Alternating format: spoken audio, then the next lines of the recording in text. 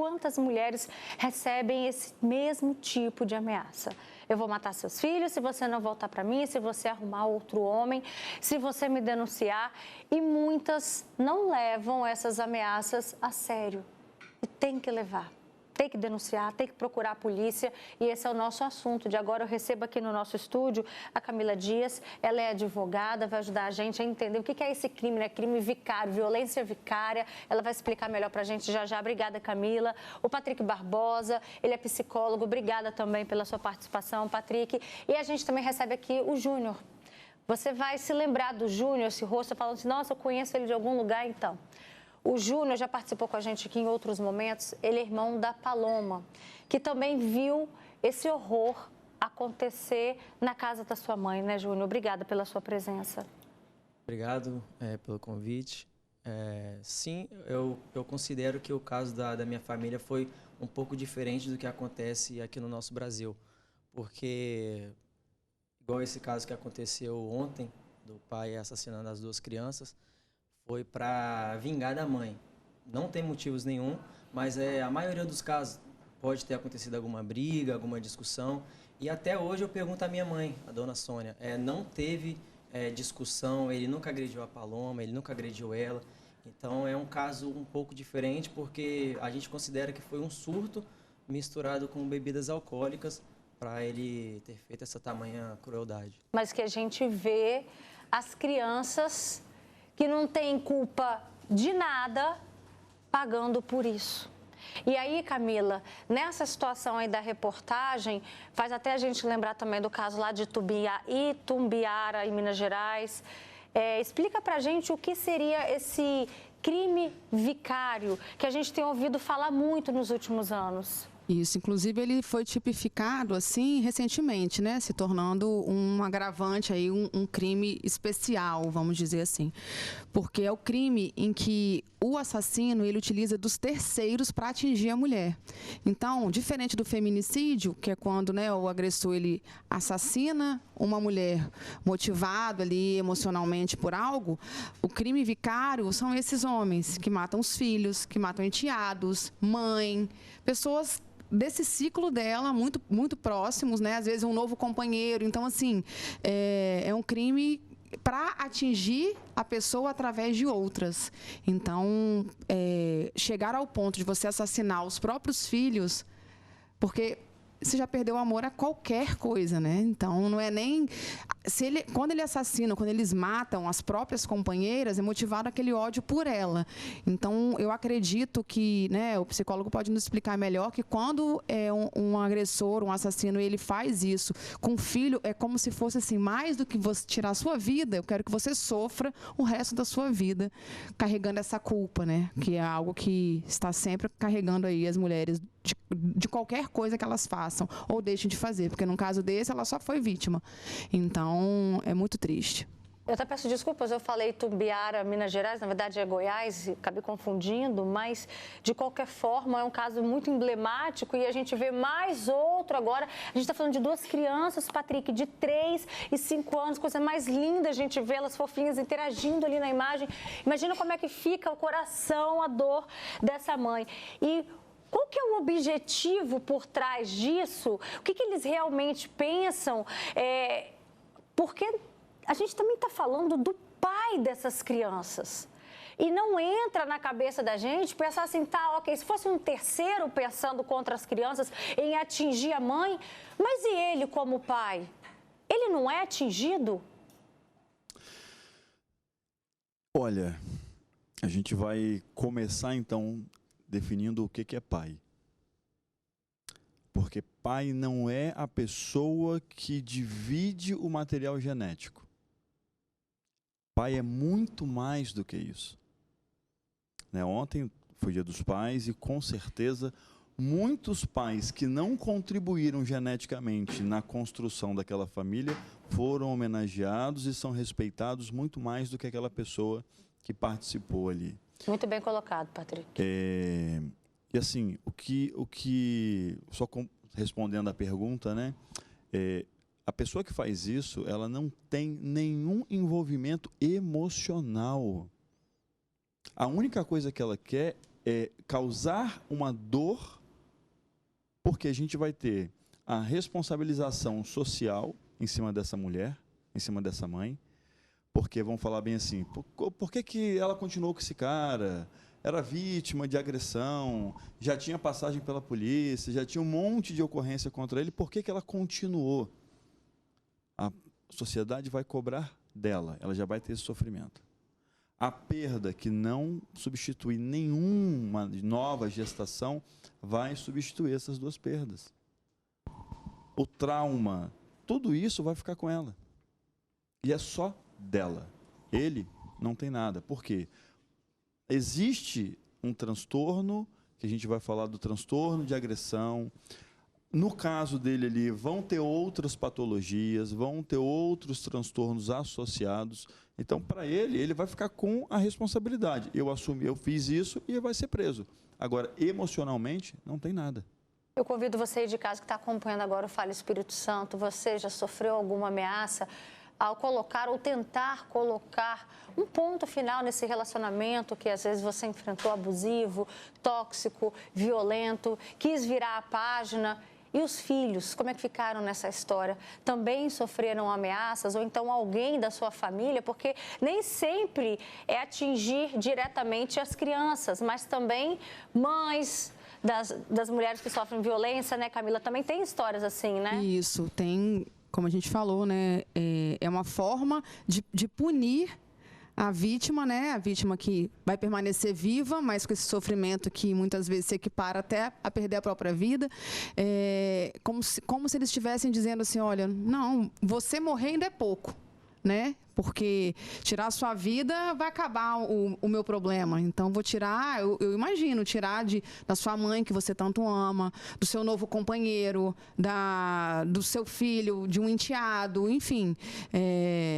É um nível além, né, na mentalidade perversa desses criminosos.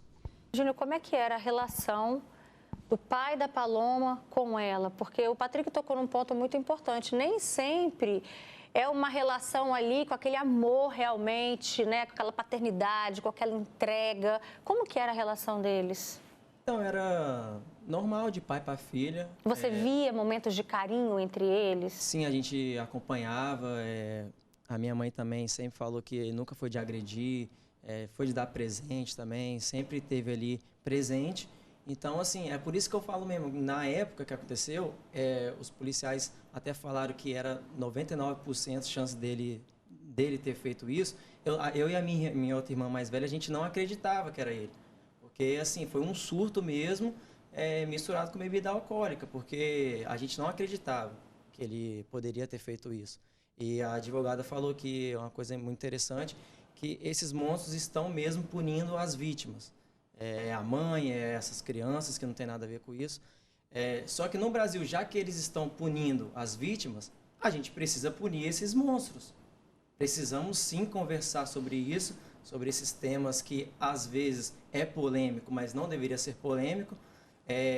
A gente está no agosto lilás, já passou o maio laranja. E eu vejo muitas pessoas falando sobre a prevenção, prevenção daqui. Eu vejo muitas pessoas famosas falando sobre prevenção. Vejo atrizes também, pessoas importantes aqui no Brasil falando sobre prevenção. Mas a gente precisa também falar sobre punição severa para esses criminosos, sobre esses monstros, porque acontece vários casos e, igual o Jadson, o jogador, agrediu a esposa. Foi solto na audiência de custódia. Esse cara volta e mata a mulher e mata os filhos. Então, a gente precisa sim falar sobre prevenção, só que eu sempre estou batendo muito na tecla para falar sobre punição severa, sobre, né, quem sabe, futuramente uma prisão perpétua para esses monstros, para tentar diminuir essa taxa, sabe, de assassinato contra crianças, contra mulheres.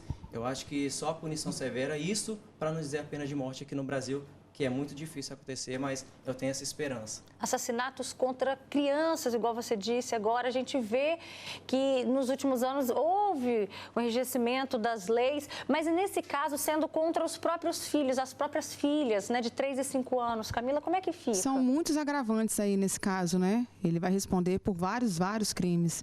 Então, a forma como foi feito, né?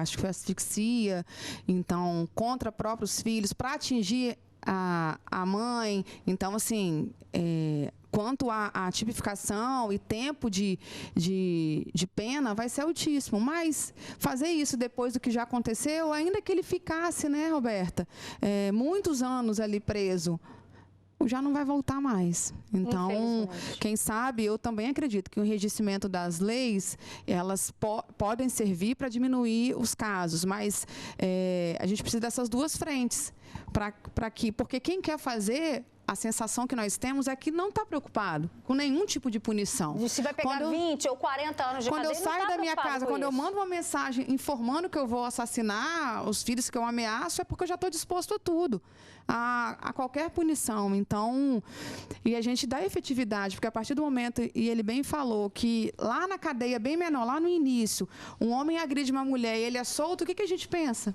Aí depois vai fazer o quê? Depois que essa mulher perder a vida, aí já não dá mais tempo. É impunidade, né?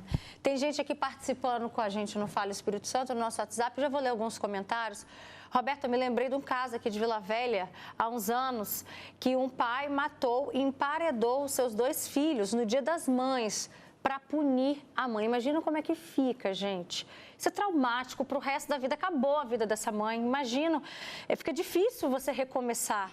Roberta, acho que ele quis também se livrar das pensões. Esse é o comentário da Cida, de Jardim Colorado. Mas aí pega cadeia também, né? Do mesmo jeito. Boa tarde, Roberta. Eu presenciei uma briga de casal, vizinhos, onde o marido estava batendo na mulher. As crianças estavam chorando. E eu falei com ela que iria chamar a polícia, mas ela me pediu para não chamar por medo. Olha só que triste. Roberto, meu nome é Denise, eu fui casada por 14 anos com um homem que, para me atingir, ele agredia verbalmente meus filhos, até acontecer de fato a agressão à minha filha. Foi difícil recomeçar, mas eu acabei o relacionamento. E eu consegui, hoje eu vivo um casamento feliz, porém ficaram muitas sequelas nos meus filhos, infelizmente. Ô Denise, vem um dia também participar aqui com a gente no Fala Espírito Santo, muito interessante seu relato, contar como é que você conseguiu se libertar disso. Roberta, boa tarde. As leis estão muito leves, precisamos de leis severas. E olha só, gente, você deve se recordar, aconteceu um caso muito parecido aqui no nosso estado no ano passado. O menino Bernardo, que ele foi morto pelo pai. O pai queria se vingar da ex-mulher. E na semana passada aconteceu o julgamento desse homem. Fernando Nelson Neves Nascimento foi condenado a 34 anos e 6 meses de prisão. Segundo a Justiça, escuta só, olha como é que é um caso muito parecido. Ele envenenou o filho de apenas 6 anos, com veneno que foi colocado no leite da criança e também o asfixiou. Após o crime, o que Fernando fez? Fernando Nelson ainda ligou para a família e avisou tudo o que tinha feito e depois fugiu. 2 dias depois, ele foi localizado e preso e agora vai pagar pelo crime que cometeu na cadeia, que é o lugar de homens covardes como ele, né? Agora, Patrick, é interessante a gente ressaltar, se a gente pegar as histórias, essa que aconteceu, que a gente está mostrando hoje, com o caso do menino Bernardo, inclusive fica aqui os nossos sentimentos, sempre o nosso abraço à família do menino Bernardo, né, a mãe dele, a Tati, conversei um pouco com ela hoje.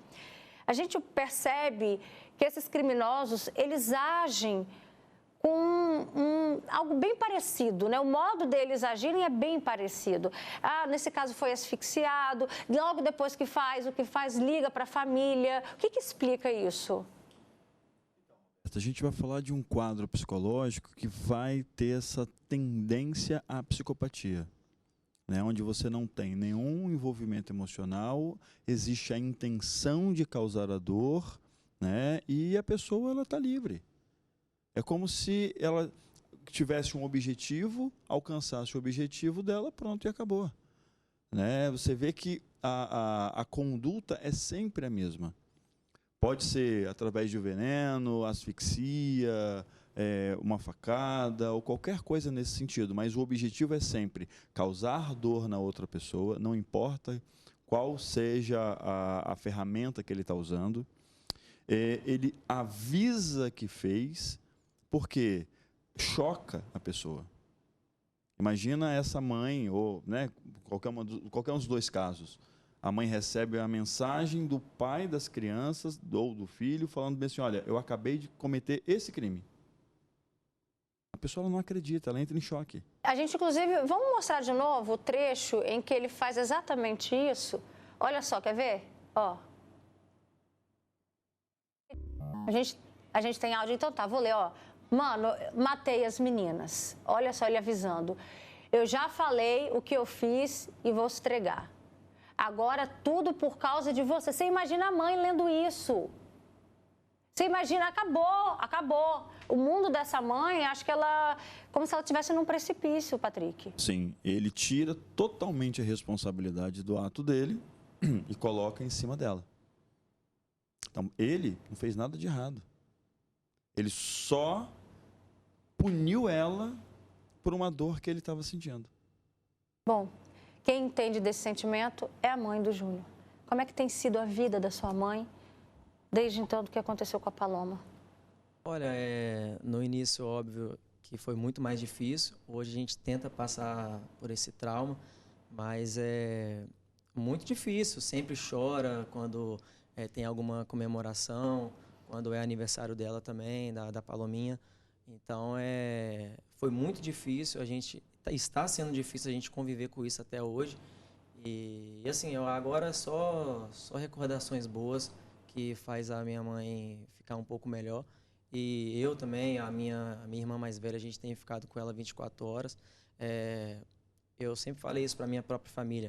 Eu precisei parar 2 anos da minha vida para estar com a minha mãe. Eu não me arrependo, eu faria tudo de novo. Então, agora é só recordações boas mesmo. E isso também impactou a sua vida, né, Júnior? Exatamente o que você falou, 2 anos. O que você estava fazendo na época? O que você precisou deixar de fazer também, seguir a sua vida? Sim, eu precisei parar todos os projetos meus. Na época, eu precisei sair do meu emprego. E a gente, né, Deus abençoou muita gente. Na época também, a população capixaba ficou do nosso lado, ajudou muito em questões de vaquinha. Então, eu me preparei para esses 2 anos. E Deus tem abençoado a gente cada dia mais, graças a Deus. Que bom que a gente consegue, de alguma forma, contribuir para aliviar a dor da sua família. Tem aqui muitos comentários também.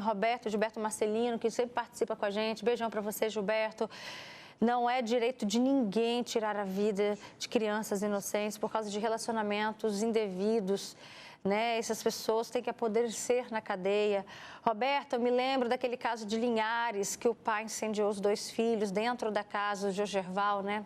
Esse caso não tem como esquecer, gente, depois de ter dado um passeio com eles antes. Nossa, a gente vai chegar nesse ponto aqui também. Roberta, boa tarde, eu passei por isso, essa pessoa não entra em detalhes, mas conta pra gente, né, de que maneira acabou ou tentaram afetar a vida dos seus filhos também.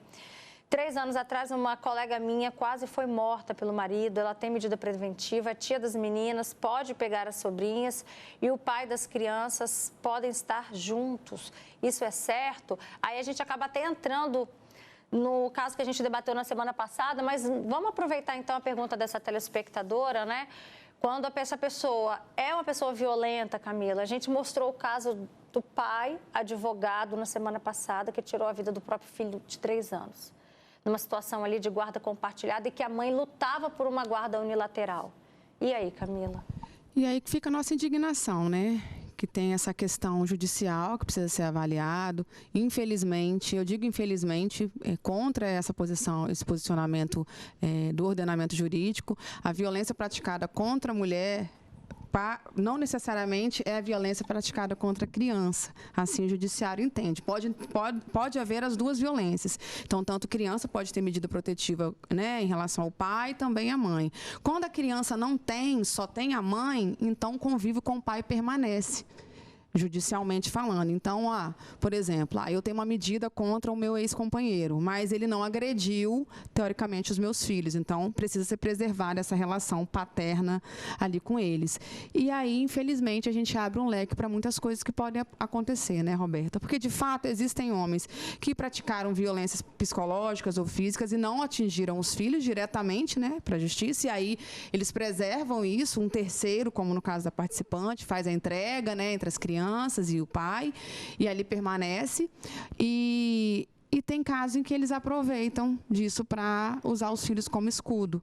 Então, a gente precisa isso urgentemente rever essa questão, porque as mulheres acabam sendo julgadas e incriminadas como alienadoras quando deixam de enviar o filho. Foi o caso da criança, né, que faleceu, e aí nós estamos todos consternados, né, com essa situação.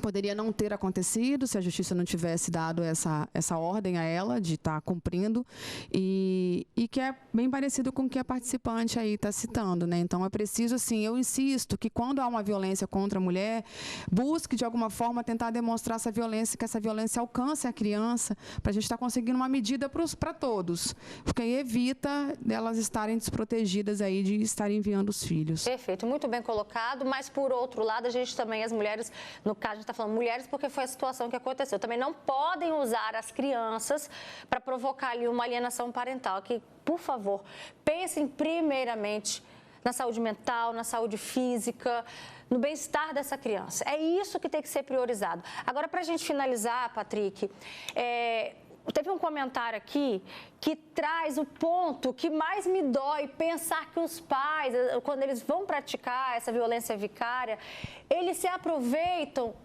do amor que essas crianças têm por eles. O Bernardo, ele implorava, ele pedia para a mãe para passar o final de semana com o pai, o caso que aconteceu em Jabaeté, aqui em Vila Velha. Ele pedia, essa criança tinha paixão pelo pai. Essas crianças, as duas irmãs que a gente viu agora, então, assim, é muita crueldade pensar que o pai age dessa maneira no momento desse. Mas, Roberta, se a gente parar para poder olhar, todos os crimes cometidos a crianças sempre vão partir da confiança.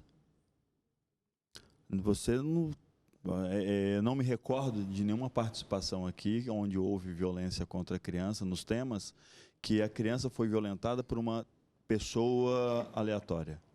Sempre é alguém do convívio da criança. Por quê? Eu ganho a confiança, eu ganho o carinho, eu ganho o respeito e eu posso fazer o que eu quiser.